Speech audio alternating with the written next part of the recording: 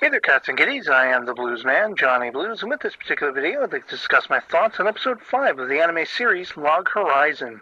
I found this to be quite an enjoyable and interesting episode on whole.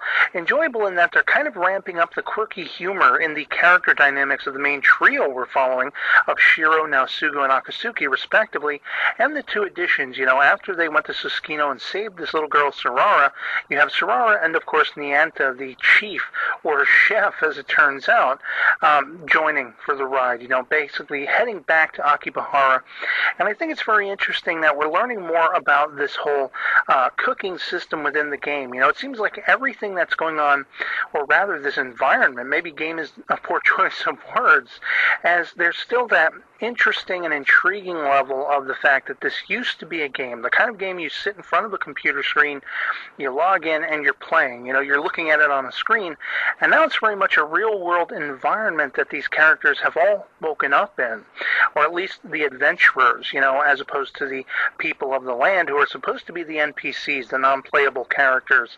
But it seems like there's just a whole interesting aspect to this world, a mystery as to, is this really sort of a digital world, a virtual reality, or is it an actual alternate reality of sorts? Because again, you have this focus on this having once been a game, but, you look at things like this food and ingredients thing where Nianta's basically schooling the main trio about how to make food actually taste like real food. It's a matter of getting the ingredients together, which all separately, fruits, vegetables, what have you, they actually carry their real-world tastes.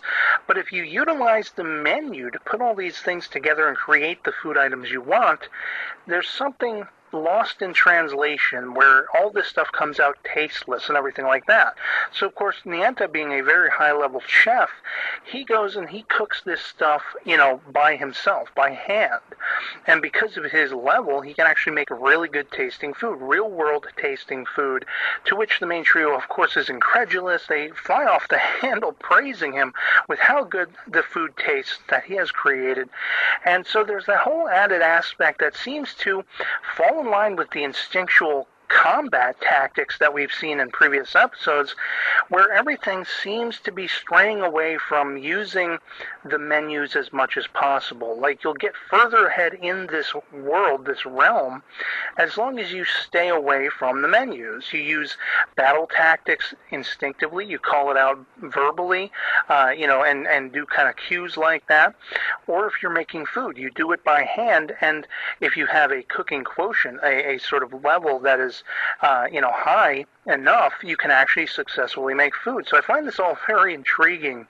But there's also the added aspect of those, people of the land, the NPCs, who are very much human in their design. They have feelings, emotions, they have families, they have memories, much, much different than anyone, who's ever played an RPG where it isn't a massive multiplayer online, and even ones that are. You walk up to NPCs, they have a sort of pre-designated line of responses and everything like that, whereas these people are interactive. They can communicate and have conversations. They want to hear stories. They can make food.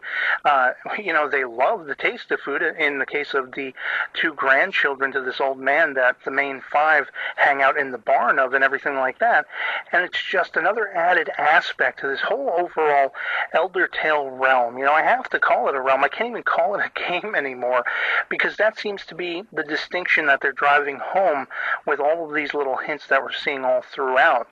That this was a game at one time, but whatever it is now, it's no longer a game. They keep referring to what happened to change everything as the apocalypse, and me being somewhat of a speculator and a storyteller myself, I have to wonder if the apocalypse is actually that. Maybe people's brains or something have been put into like a massive virtual world in sort of answer to an apocalypse where everyone was meant to die, a sort of world cataclysm, and this was the only way maybe to preserve their minds and their souls, their essence, what have you. But of course that's just speculation very early in the game, no pun intended.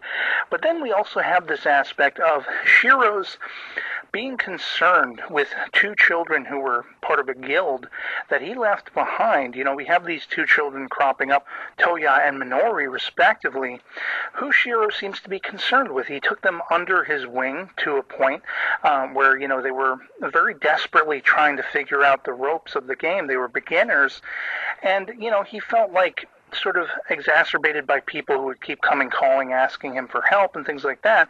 But with these kids, I guess he saw a level of, he recalled what it was like starting out in the game for himself. So, of course, he went above and beyond. He lowered his level using the teacher setting to be able to play with them, help them learn the ropes a little bit here and there. And suddenly we shift and we're following these two kids. We're seeing that they're in a guild that is just miserable. They're being rained out. Their leader, whoever this leader is of this guild that they're in, seems to be controlling a lot of the younger players and, basically using them as slaves, very much being abusive to them and things like that.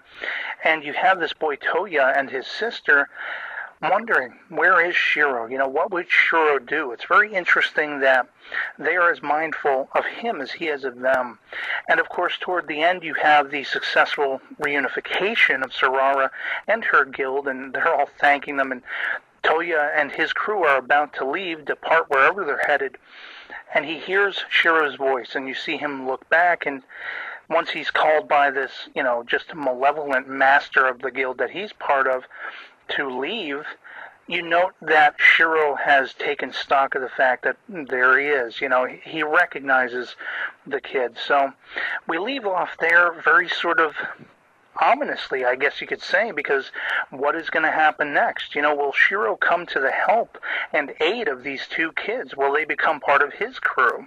Which is, quite frankly, judging by the guild we found out these brother and sister team are a part of, I would like to see that. I'd like to see them be rescued by Shiro, Akatsuki, and Naosugu and brought into the fold of their little chapter or, potential guild, whatever you want to call it. The Debauchery Tea Party Mark II. Of course, I did love hearing more about that, the history between the characters of course, Nyanta and Shiro and Naosugu, and I love the fact that Akatsuki cannot believe for a minute that Naosugu was, in an honorable and fun, adventurous group of people.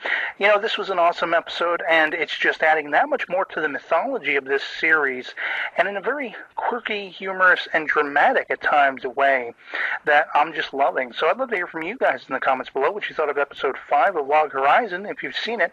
Otherwise, I highly recommend you check it out and let me know what you thought of it after the fact.